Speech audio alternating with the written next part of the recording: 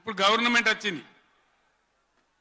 Government వచ్చిన కాడ నుంచి మీరు చూస్తాను, ఎవడన్నా కొత్త గవర్నమెంట్ వస్తే ఏం చేయాలి?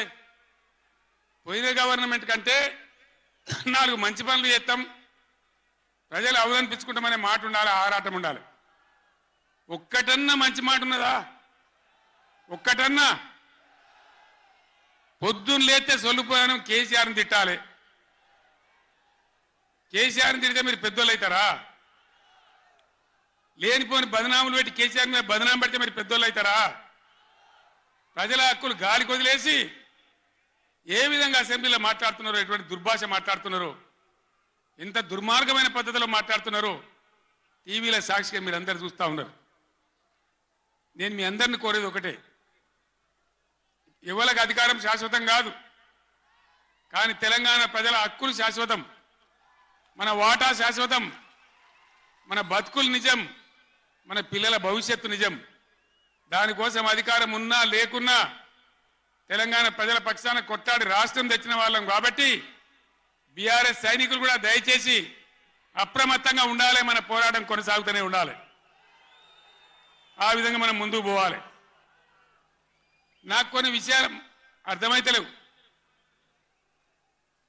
ఈ మైకోనికి మళ్ళీ ఏం పుట్టిందా?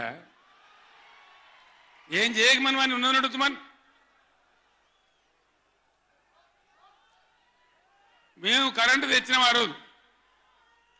అంతకుముందు రాత్రి కరెంటు, పొద్దా కరెంటు ఆగమాగం ఉండే. గవర్నమెంట్ వచ్చిన తర్వాత, టీఆర్ఎస్ గవర్నమెంట్ వచ్చిన తర్వాత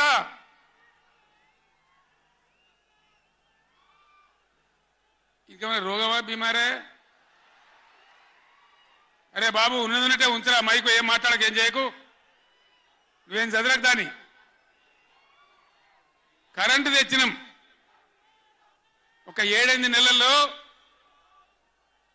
కరెంటు బాగా చేసి ఏడాది అర్థం నుంచి 24 గంటల కరెంట్ ఇచ్చినాం రైతాంగానికి.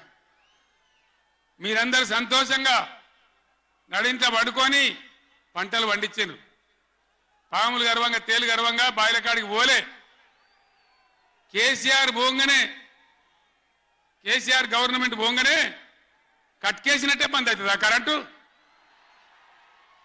మేము 9 ఏళ్ళు ఇచ్చిన కరెంటు ఏం రోగమైంది? ఏం దానికి ఏమైనా మాయరోగం వచ్చిందా? యాడికి బాయా కరెంట్? ఎటు బాయే? దద్దమ్మల రాజ్యం ఉంటే గట్లనే ఉంటుంది, చాతగాని చవటల రాజ్యం ఉంటే గట్లనే ఉంటుంది. వాళ్ళు ఉన్నంత మాత్రాన మనం నర్వస్ కావద్దు. ఎక్కడికక్కడ నిలదీయాలి. ఏమైందా బిడ్డ నా కరెంట్ అని అడగాలి.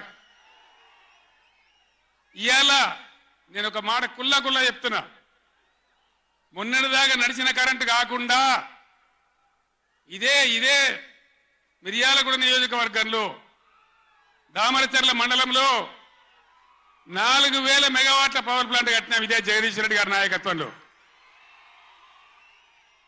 అయిపోయినాయి. 80% పనులు అయిపోయినాయి, 90% అయిపోయినాయి.